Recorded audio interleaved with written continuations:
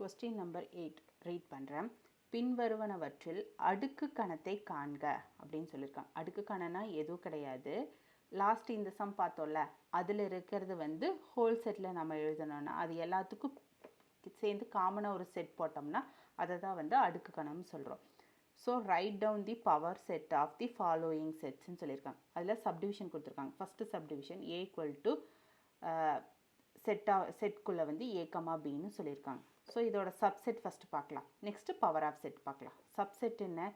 A B A B and empty set. அதுதான் இதோட subset. அதை தான் நீங்கள் எழுதியிருக்கேன். Empty set A and A B and B இதுதான். ஸோ இது பவர் ஆஃப் ஏ இஸ் அது என்ன? Power of A equal to இது எல்லாத்தையும் அப்படியே எழுதி இதுக்கு எல்லாத்துக்கும் சேர்ந்து ஹோல் செட்டுக்குள்ளே மெயின் செட்டுக்குள்ளே இதை எழுதுகிறோம். ஸோ மெயின் செட் ஓப்பன் பண்ணுறோம்.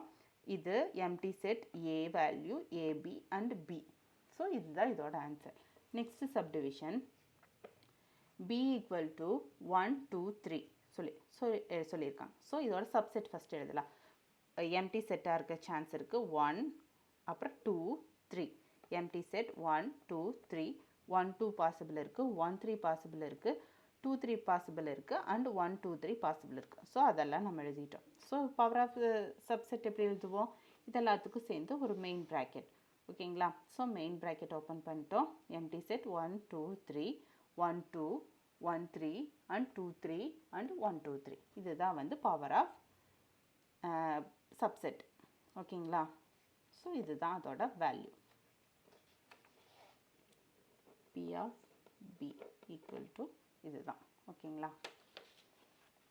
Next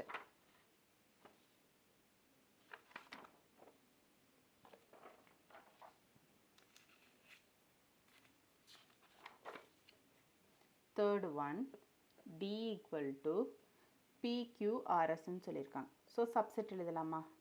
subset of D equal to empty set PQRS and PQ and PR and PS and PQR and QRS, PQS, QRS and QR, QS, RS, PRS, PQRS.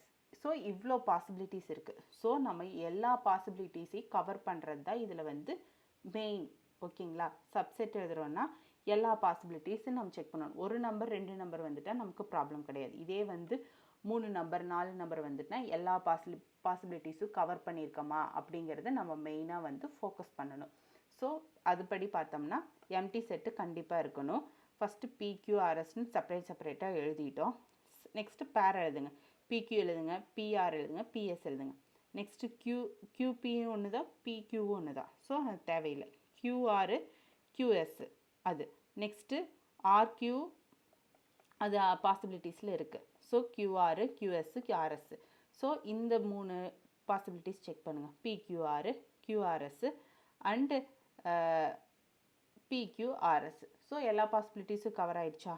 So அதுதான். இப்போ இது எல்லாத்துக்கும் main subset போட்டோம்னா power of subset. So power of subset D equal to main இது open பண்ணிவிட்டு main இது close பண்ணிடுறோம். இந்த எல்லா வேல்யூஸையும் நம்ம இதில் எடுத்து அப்படியே எழுதிடுறோம். அதுதான் இதோட ஆன்சர்.